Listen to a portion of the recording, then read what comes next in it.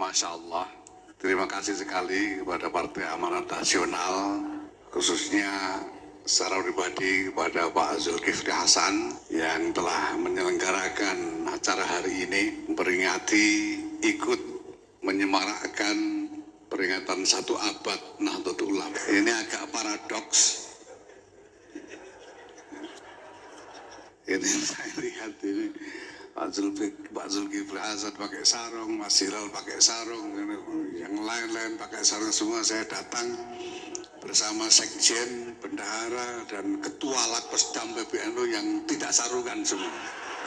Saya tahu Bang Zul ini mengadakan acara ini memang ya ada motivasi supaya orang NU mau nyoblos PAN. NU menang, Muhammadiyah juga menang. Tapi kalau ada satu kelompok hanya memperjuangkan dirinya sendiri untuk melawan semua yang lain, dijamin semua kalah. Kiai Ahmad Siddiq pada tahun 1984 telah menetapkan suatu kerangka keagamaan tentang apa yang kemudian disebut sebagai trilogi ukhuwah. Nahdlatul Ulama ngotot menolak politik identitas. Membela identitas itu akan cenderung mengarah kepada kompetisi yang irasional. Tidak mungkin Muhammadiyah kok nyanyi Jalal Watan, itu kan tidak mungkin.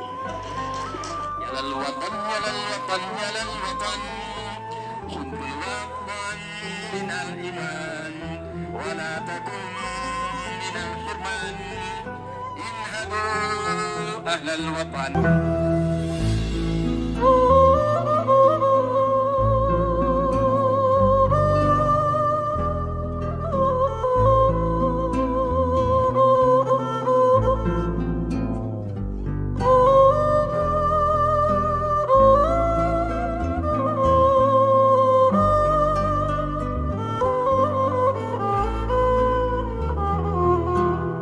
Assalamualaikum warahmatullahi wabarakatuh.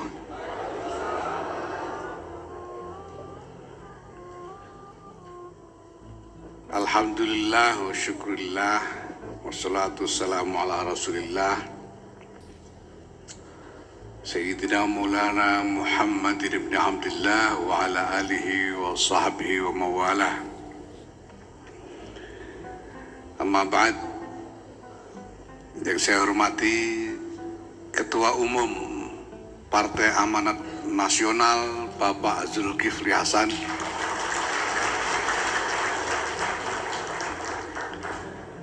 yang saya hormati seluruh jajaran kepemimpinan dan kader-kader Partai Amanat Nasional, baik dari tingkat pusat maupun Jawa Timur yang hadir.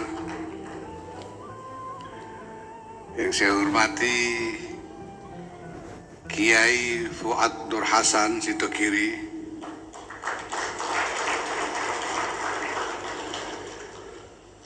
ini ada Kiai Fuad di sini, ini banyak yang nggak bisa tidur di partai lain.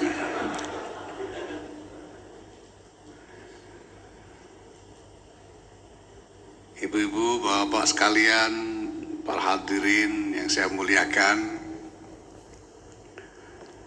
selamat datang di abad kedua Nahdlatul Ulama.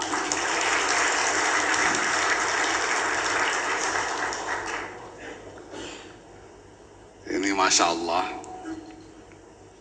terima kasih sekali kepada Partai Amanat Nasional dan khususnya secara pribadi kepada Pak Zulkifli Hasan yang telah menyelenggarakan acara hari ini,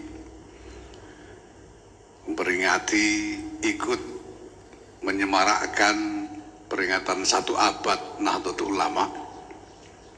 Dan secara khusus saya ucapkan selamat karena hari ini juga telah dirayakan sarung. Walaupun saya tidak tahu apakah mau jadi partai sarungan atau bagaimana PAN.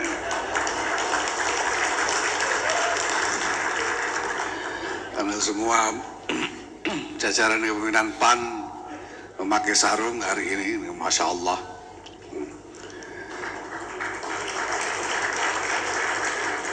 Ini agak paradoks.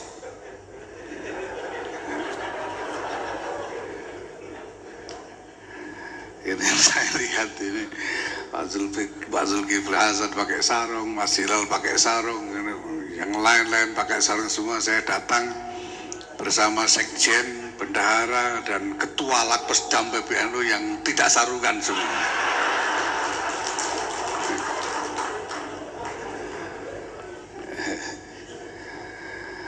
Nah, jadi kami pakai celana, ini jelas sekali. Nah, saya tidak tahu apakah yang sarungan ini pakai celana atau tidak. Bapak Ibu sekalian saya hormati, atas nama Pengurus Besar Nahdlatul Ulama dan atas nama Nahdlatul Ulama Jam'iyatan wa Jama'atan, saya mengucapkan terima kasih kepada Partai Amanat Nasional.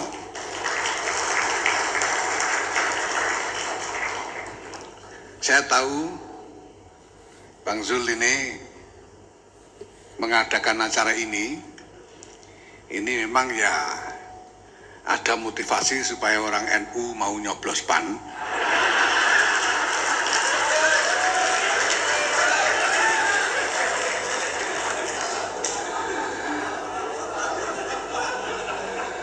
Dan itu sangat sah, ya. Tapi saya juga kenal Bang Zul ini secara pribadi, saya tahu cara berpikirnya. Saya kira lebih dari itu, saya melihat Bang Zul ini juga punya harapan yang lebih tentang abad kedua Nahdlatul Ulama ini. Bapak Ibu sekalian yang saya hormati, Negara Kesatuan Republik Indonesia ini dilahirkan di atas kesadaran akan keberagaman dari warga bangsa. Karena kesadaran ini sudah ditegaskan, dibangun sejak cukup lama.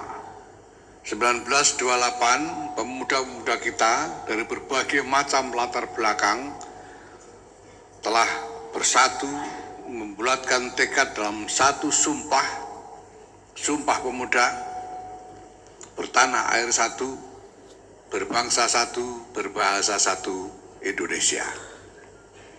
Ini adalah sumpah tentang kebersatuan, kebersamaan di dalam kesetaraan.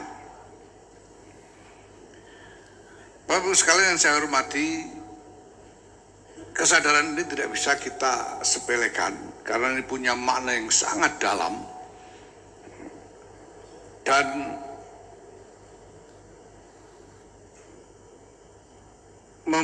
mengandung satu wawasan yang luar biasa luas tentang bagaimana peradaban umat manusia ini harus dibangun. Pada kenyataannya, dunia kemudian boleh saya katakan mulai berupaya mengikuti jejak bangsa Indonesia ini di dalam membangun kebersamaan dan kesetaraan di tengah-tengah perbedaan. Maka lahirlah konsensus internasional yang kemudian disebut sebagai Piagam Perserikatan Bangsa-Bangsa yang diikuti dengan terbentuk dan diaktifkannya Perserikatan Bangsa-Bangsa sebagai organisasi. Ini semua adalah upaya-upaya untuk membangun kesadaran bersama dan membangun tatanan di dalam kehidupan umat manusia secara global ini agar di tengah perbedaan dan keberagaman, ragam rupa latar belakang yang berbeda-beda ini, umat manusia tetap bisa hidup bersama di dalam damai, di dalam kesetaraan satu sama lain. Maka kita bisa melihat bahwa berbagai macam dinamika internasional yang kemudian terjadi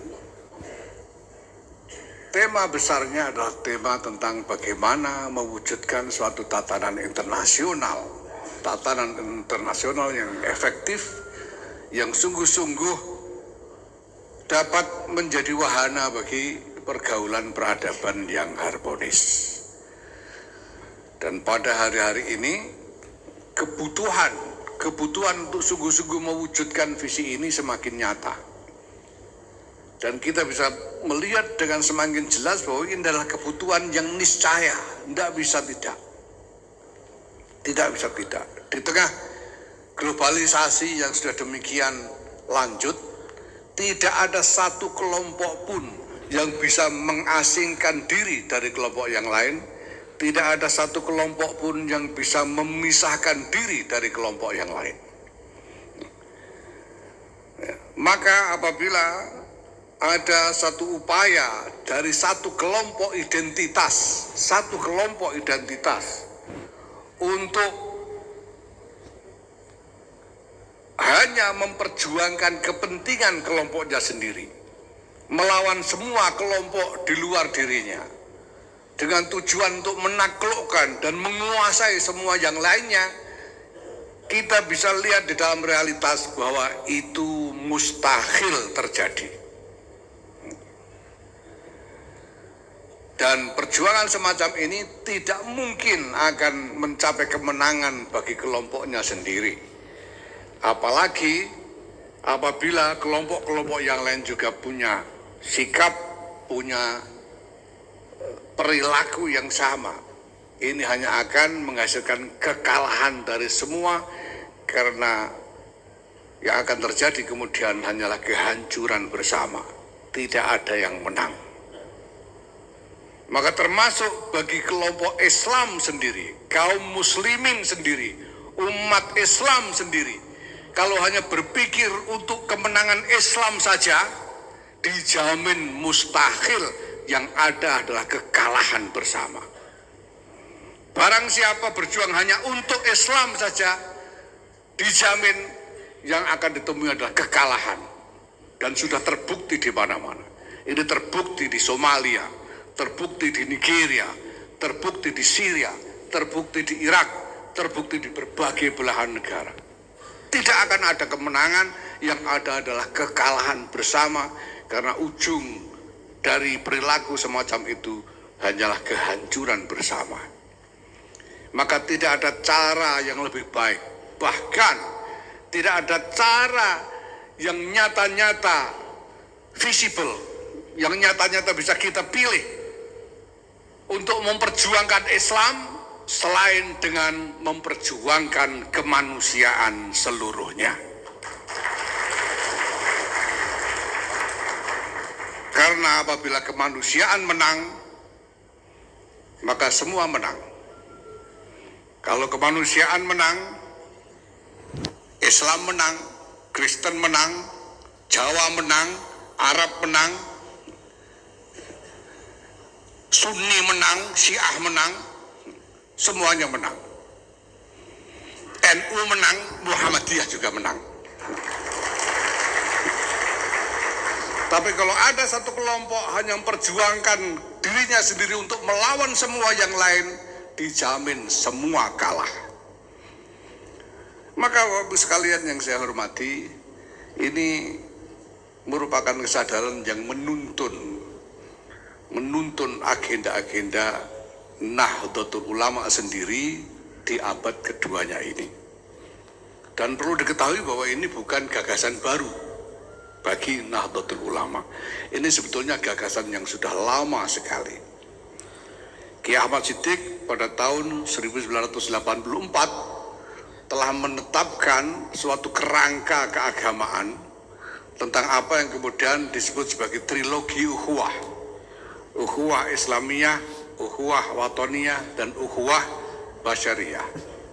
Banyak orang memahami tiga ukhuwah ini dalam nalar yang kebalik. Menganggap bahwa ukhuwah Islamiyah atau persaudaraan di antara sesama muslim itu adalah lingkup yang terkecil, yang harus diwadahi dalam persaudaraan dalam lingkup yang lebih besar, yaitu ukhuwah Watoniyah. Dan ukhuwah watoniyah diwadahi dalam lingkup yang lebih besar lagi, yaitu ukhuwah basyariah atau persaudaraan kemanusiaan. Ini sebetulnya adalah nalar yang terbalik. Karena nalar yang sebetulnya adalah bahwa nalar yang benar di dalam memahami tiga ukhuwah ini adalah bahwa ukhuwah Islamiyah hanya mungkin bisa diwujudkan apabila ada kesadaran tentang ukhuwah watoniyah. Umat Islam di Indonesia ini hanya bisa rukun satu sama lain kalau ada kesadaran tentang persaudaraan sebangsa sebagai satu bangsa Indonesia.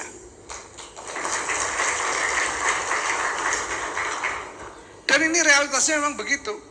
NU dan Muhammadiyah itu kalau tidak sadar bahwa kita ini sebangsa, ya tidak akan rukun selama-lamanya. Wong yang satu kunut, yang satu enggak. Kalau soal terawih, banyak orang NU yang mau dikorting.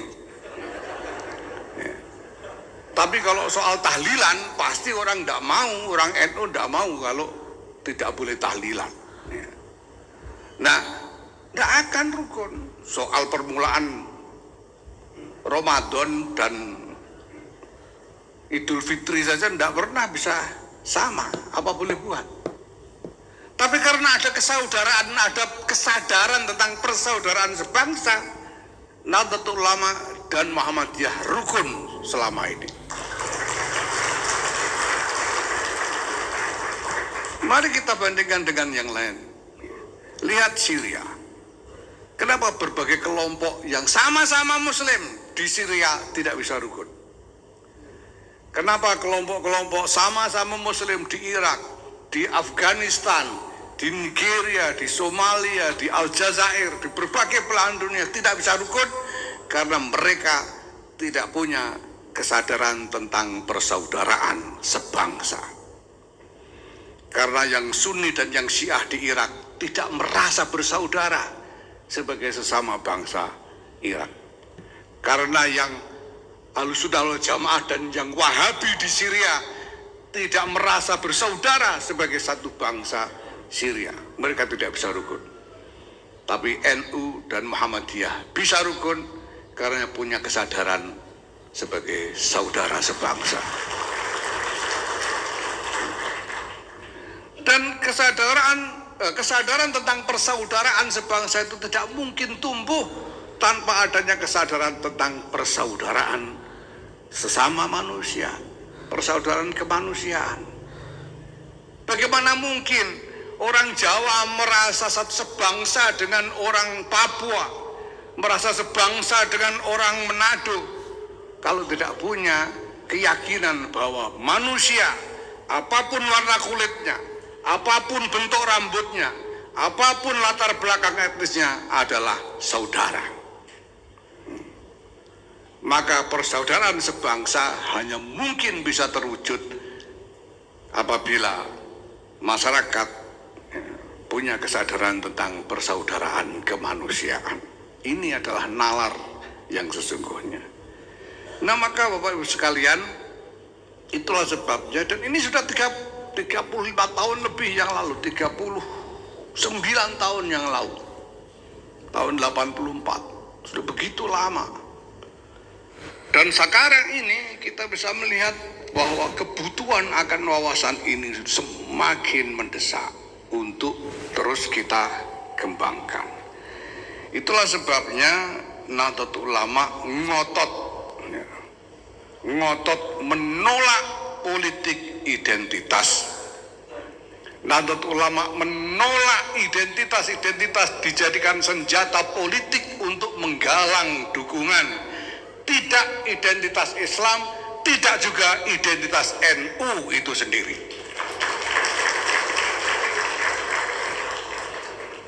Karena kita tidak mau masuk ke dalam suatu dinamika kompetisi politik yang hanya melulu didasarkan pada pembelaan identitas. Membela identitas itu akan cenderung mengarah kepada kompetisi yang irasional. Kalau NU lawan bukan NU, itu tidak ada argumen rasional di sana. Kalau bukan NU pokoknya tidak mau. Lihat kunut apa enggak, kalau tidak kunut enggak mau. Mulai puasanya bareng apa enggak, kalau enggak bareng enggak mau. Tidak ada argumentasi rasional. Kalau tidak ada argumentasi rasional, tidak akan ada pendidikan politik dan tidak akan ada tumbuh demokrasi yang rasional.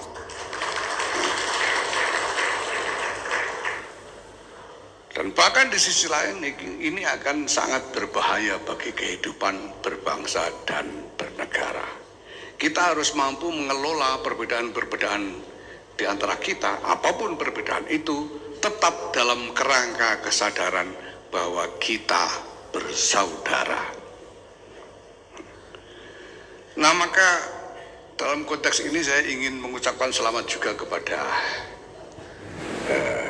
Partai Amanat Nasional, karena Partai Amanat Nasional berhasil dengan nyata mentransformasikan diri menjadi partai yang lebih rasional. Ya, kita semua tahu dulu Partai Amanat Nasional ini didirikan dengan katanya berbasis Muhammadiyah, katanya begitu kan dulu. Ya. Tapi sekarang kita tahu bahwa semuanya terbuka. Tidak mungkin Muhammadiyah kok nyanyi Jalalaton, itu kan tidak mungkin.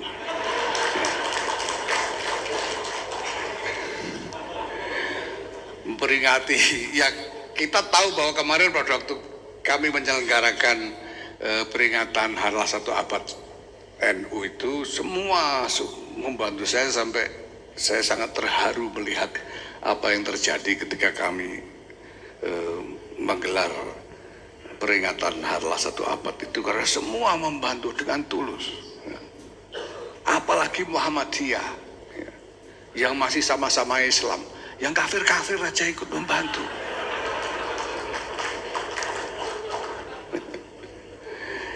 Gereja-gereja membuka halaman bahkan gedungnya untuk melayani kebutuhan dari jamaah NU yang ikut datang. Luar biasa. Masyarakat di kampung menyediakan makanan dan membuka, sampai ada orang-orang yang sengaja mengungsi, mengosongkan rumahnya sendiri, kemudian mengungsi supaya rumahnya bisa digunakan untuk melayani jamaah yang hadir dalam peringatan 1 Abad. Ini luar biasa mengharukan. Muhammadiyah membuka masjid-masjidnya, sekolah-sekolahnya, kantornya, menyediakan bakso yang lebih banyak daripada bakso yang disediakan waktu muktamar Muhammadiyah sendiri. Hanya untuk menjamu jamaah yang hadir dalam peringatan 1 Abad Nahdlatul Ulama. Ini luar biasa mengharukan, luar biasa mengharukan.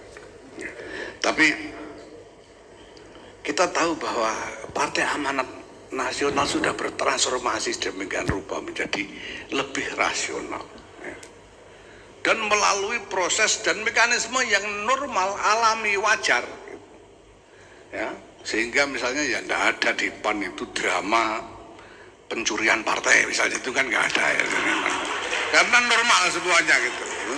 Sekarang lalu menjadi lebih rasional gitu. Soalnya kiai-kiai NU dan lain sebagainya, masya Allah. Ya.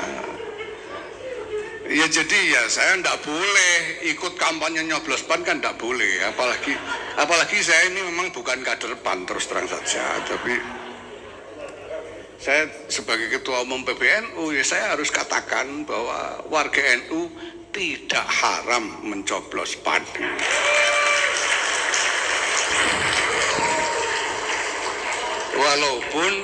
Walaupun ya tetap sajalah PAN itu tetap menjadi Partai Amanat Nasional dan tidak harus berubah menjadi partai akan NU. Allahul muwaffiq. Assalamualaikum warahmatullahi wabarakatuh.